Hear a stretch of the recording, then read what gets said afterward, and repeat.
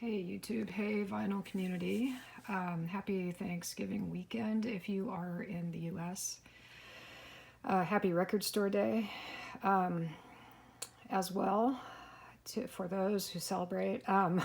I celebrated today. I'm in a new place. I moved 7 weeks ago, and I was familiar with one of the stores. I actually went around trying to figure out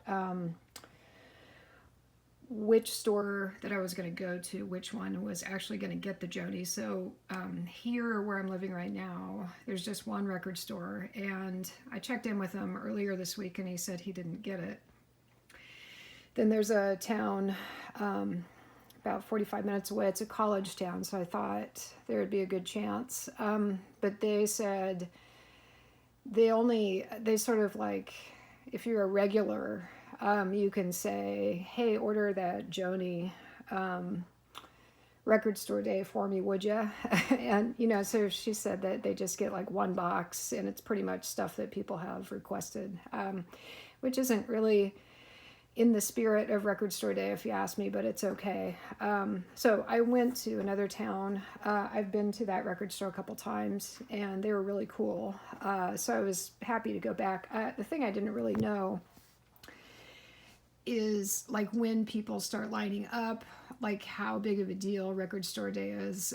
Where I was before, well, first of all, the doors opened at 7, and the doors open here at 9. And when in the store that I had been going to, well, I'll just say in general, where I used to live in the Midwest, you would need to show up about a good 3 hours, if not earlier, to get what you want for record store day. I don't, what, 3 years ago, there was that 7-inch single, the Taylor Swift. I don't remember what it was called, but people actually started showing up at midnight. So that's what I am used to, and that's sort of what I thought was going to happen. So I rolled into town about 6:30, and there was no action until 7:30. So I'll know for next time that I just need to show up like an hour and a half before, instead of like 3 hours or more like it was where I came from. So very long story that didn't need to be. I did pick up the Joni, the Hijira demos. I've been looking forward to this for a long time. I was thinking about getting the Max Roach as well, but the guy that was in front of me was getting all the jazz stuff, so I think maybe they just got one copy of it because I just didn't see it, and it was just like, well, I might pick that up too. So it wasn't like anything I was totally counting on. This is the thing I was totally counting on. And if they didn't have this here, I was going to drive to another college town that is, there's my cat. Hey, Boo. This is Boo. She's not going to look at us. She's just like, what are you doing? Yeah, but I was going to drive to a whole other town, to a record store I'd never even been to try and get this. And then I was just like, if I can't get it in those two places, I can certainly order it from somewhere. So, very happy to have it. Have not opened it. Like I said, just got home. So, for those of you Joni fans, my cat's back. We're not going to see it because my cat is going to just be in the way. All right, here we go. There we go. Finally. All right.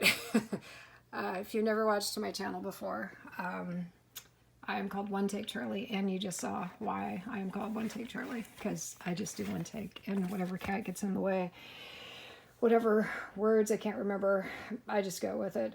It's just one take, one shot. So very happy about that. Other stuff I bought recently. This may look familiar too if you like Joni Mitchell. This is Blue.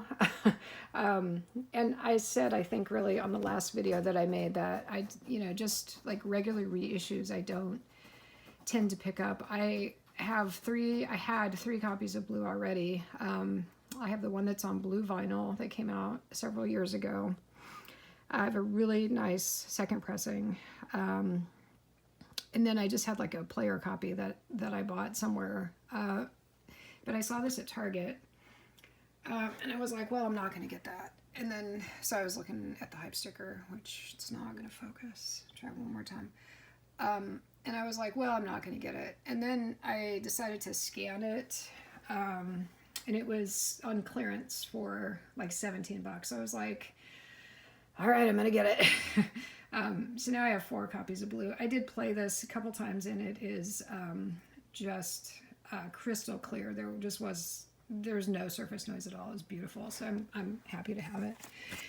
Then let's see what we got. One of the record stores I went to, the one that's in the college town, it's kind of a weird store, and I couldn't really figure out. I just couldn't figure it out because here was a brand new Ton Poet, still sealed, and it was $15. Right? I'm just looking to make sure. So I looked at other stuff. I'll just say what this is. So it's Harold Vick. I've listened to it just one time, and it was very enjoyable. So I'm very happy to have it for $15. There's no complaint there whatsoever. I think if it had been like $40, I would not have bought it. But at $15, I was like, dang, what's going on here? So then I kept looking, and they had these guys. Now, what I failed to notice at the time was that these are not the recent reissues that Blue Note did. These are, oh gosh, One Take Charlie, I'm not going to remember. These were pressed maybe in 2009 or something, and while they're just not the quality that the current Blue Notes are. So while they all play really nicely, they're just on regular vinyl, and none of them are truly warped, but they're a little jiggly in a couple places, but it hasn't affected the quality, the sound quality at all. So that part's cool. Kenny Dorham.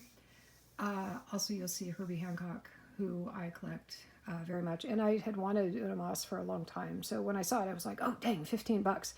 But then I didn't realize until later that these are, they don't have that the Blue Note circle, right?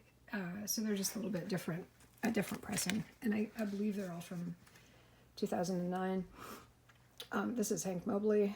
I collect Hank Mobley. He's become one of my favorites in my quest to learn more and more about jazz. Slice of the Top.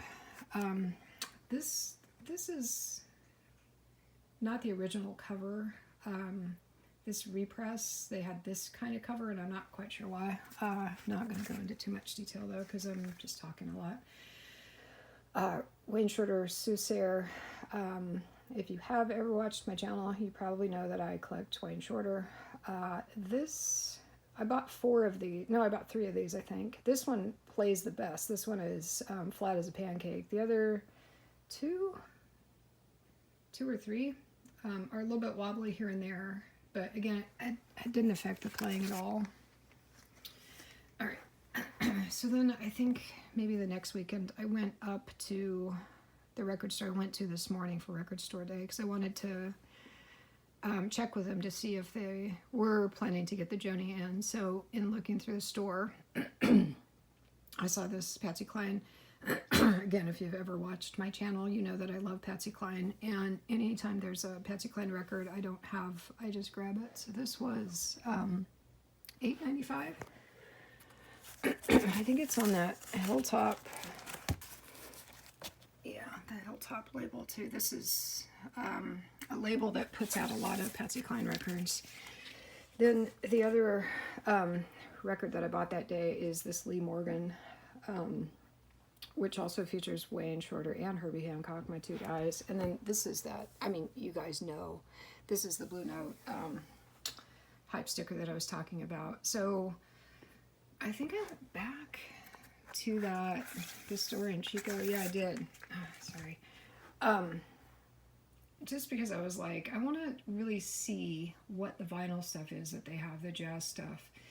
So I saw this Music on Vinyl, Herbie Hancock, which was $20. And I was like, yes, I'm going to buy that. I need it. I am working my way to getting as many Herbie Hancocks as I can. Then I saw this one, Leroy, is it Vinegar? I'm not quite sure how to pronounce his name. And it was $18, and I was like, you know, this is what I would have paid at my discount store. You know, this would have been $15.99 at my discount store where I used to live. So, again, I don't know if this store gets in a lot of jazz stuff, but they certainly have good prices on it. So I decided to, you know, take a deeper dive, and I picked up 4 things, I think. So the Herbie Hancock, this one, oh, this isn't jazz. This is Emmylou Harris, who I also love. And this, how much was this? $12. It was sealed. This came out, I think, a couple years ago. And then I think there's just one more record. Oh yeah. So again, I was, this is from that same store, and I was like, I was looking just for Blue Notes that had the hype sticker, because I know those are the ones that are like officially released Blue Notes over just the last couple years.